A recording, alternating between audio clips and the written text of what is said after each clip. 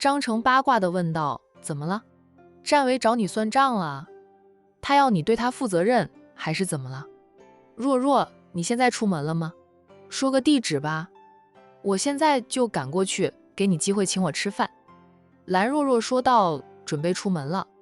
你说你在外面没空，我想着今天不请你吃饭了。我去逛街给战维买10套新衣服，他昨晚的衣服被我弄脏了，要求我赔偿他10套新衣服。张成，我怎么觉得你在吃瓜，你在幸灾乐祸？”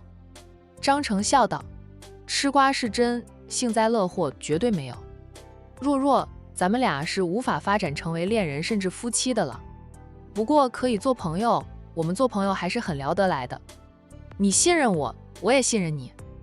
朋友吗？会相互关心，我那是关心你。”蓝若若说她本来咱们相过亲，也想发展一下的，战维突然这样做，就等于是你的情敌了。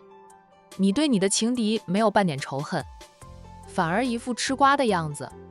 我的瓜那么好吃，还是你对我就一点意思都没有？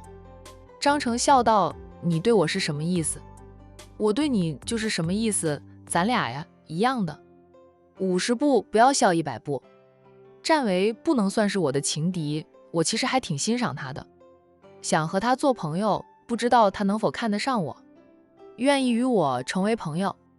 蓝若若，我觉得他不会和你做朋友的。”张成想起昨晚战维对他的态度，他笑道：“那是他以为我们俩真是一对儿，视我为情敌，就不会和我做朋友。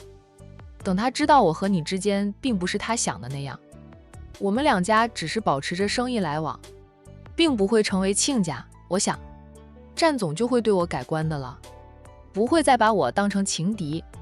其实昨晚我是想送你回家的，你并没有纠缠着战维不放的。我要送你回家，完全可以把你拉走，是战维不让我送你，说什么你喝醉了，神志不清，怕我会对你不利，不放心让我送你回家，他就抢着送你回家了。若若，你还相什么亲呀？你身边其实早就有一个守护神了，只是你还没有察觉到罢了。你那个守护神比我优秀，也比我更适合你吧？”蓝若若无语至极，原来很多人是将他和战维看成是一对儿的，真是怪，明明两人是死对头，怎么大家还能看出他们俩之间有暧昧的呢？行，我去阳城大酒店，你能过来就过来，我请你吃饭，吃饭的时候再聊吧。要是没那么快到，我就先去买衣服，买完了衣服再去酒店。张成说道：“我估计要1个小时左右才能到，那你先去买衣服吧。买了西装外套，还要买10件着底的衬衫给他吧，还有10条新的领带，那样搭显得好看一点，你们女孩子的眼光更好。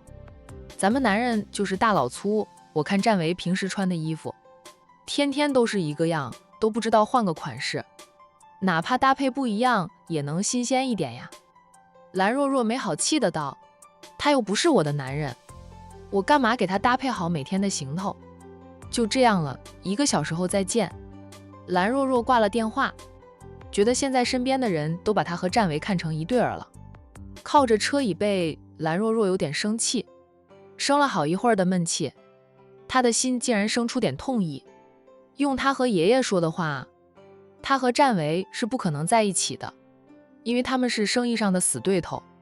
就算他离开蓝氏嫁给他，他就真能相信他，不防着他会偷取他公司的机密。况且他也不可能为了战维而退出蓝氏集团，离开自己的工作岗位。需要他做出这样的牺牲的话，他宁愿不嫁。奶奶总是教他，女孩子不管是婚前还是婚后，都要保持着经济独立，不要过手心向上的日子。哪怕是嫁入豪门当少奶奶，自己没有收入的话，靠着老公养，就什么都要看人的脸色。奶奶说她年轻时嫁入蓝家时，看到她太奶奶在家里过的日子，那叫做一个郁闷呀。他们蓝家是在太爷爷那一代发家的，他太奶奶嫁入蓝家的时候，太爷爷正在创业阶段，顾不得了家庭，太奶奶就是个家庭主妇，在家里相夫教子，照顾老人孩子，将一个家打理好了，老公在外面拼事业，便无后顾之忧。可是由于太奶奶一直在家里当家庭主妇，哪怕后来丈夫发家了，生活好转了，她依旧是那个手心向上的女人。丈夫心情好时，家用和零花钱就给得爽快；心情不好时，家用都不给到老婆手里，而是交到管家手里。家里的佣人都比太太有钱，因为他们每个月有工资可以领。太太却是靠着先生过日子的，先生不给钱，太太就身无分文。太奶奶的事，兰若若都是从奶奶那里听来的。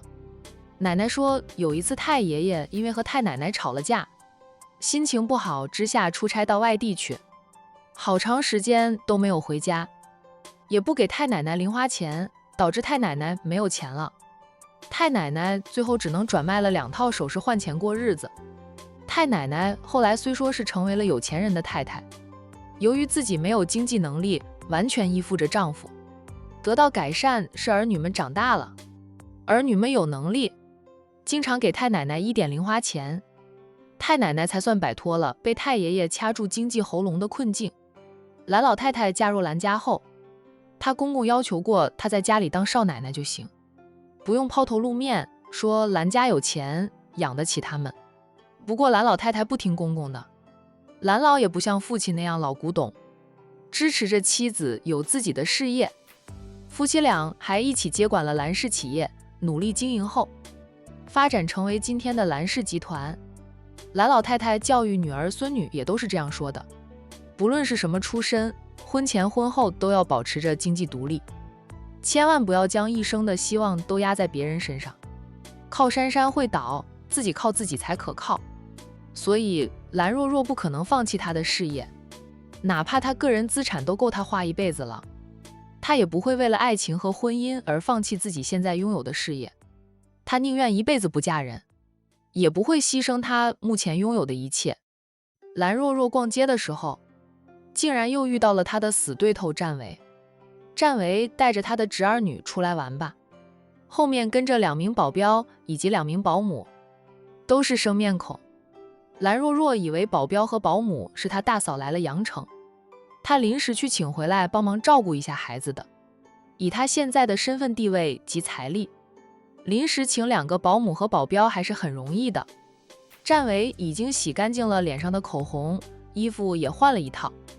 他带着2个孩子刚从玩具店里出来，就在街上遇到了兰若若，2人都停下来。很快，战维抱着侄女走过去，俊脸上挂着笑容。兰若若，真巧呀，又遇到你了，你说咱俩是不是特别的有缘分？兰若若在心里腹诽，有个毛的缘分，嘴上却应着阳城有多大，2家公司离得都不远，天天都能见上几面。不要说的我们好久不见面似的，2人还真的是每天都能见上几面。阳城说小不小，说大也不算很大。有些人生活在一个城市里，始终是见不到一面，有些人是抬头不见低头就见。战维笑，周末休息的时候，能在外面遇到你兰大小姐还是很少的。兰阿姨好。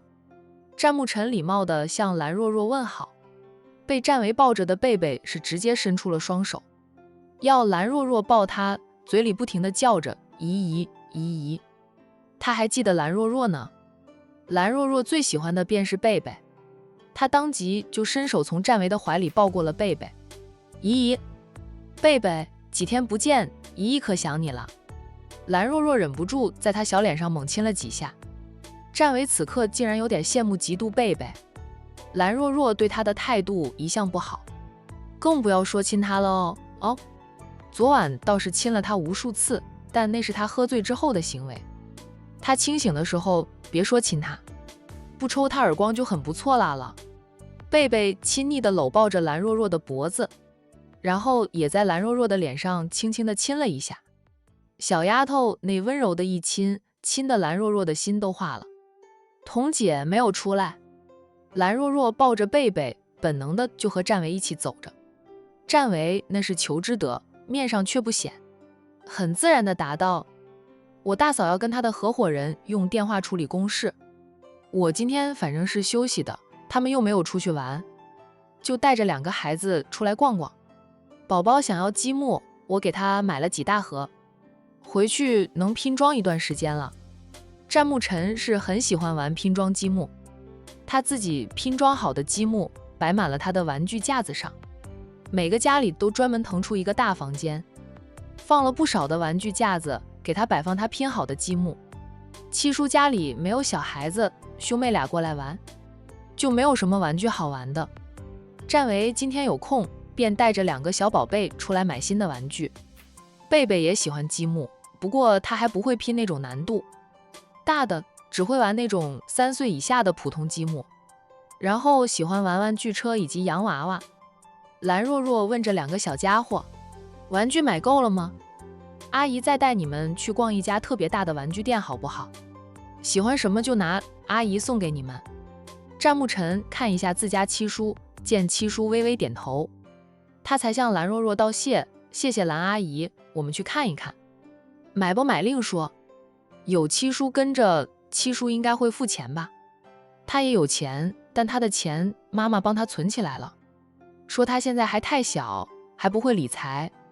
蓝若若对战维说道，你要带孩子逛街买玩具，逛这条街很少玩具店的，这里几乎都是卖奢侈品的，是阳城出了名的奢侈街。